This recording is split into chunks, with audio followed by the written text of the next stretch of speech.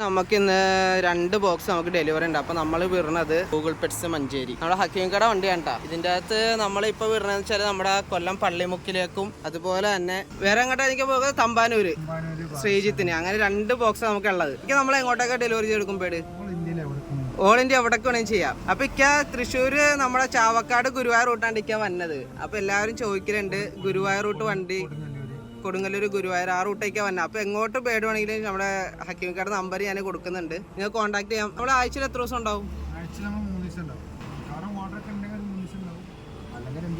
ഇത് നമ്മൾ മുൻകൂട്ടി ബുക്ക് ചെയ്യണ്ടോ? ഓർഡർ ആരെങ്കിലും തന്നു കഴിഞ്ഞാൽ അപ്പം തന്നെ നമ്മൾ ജസ്റ്റ് ഒന്ന് വിളിച്ച് ബുക്ക് ചെയ്യാം അല്ലേ, കൺഫേം ചെയ്യാം.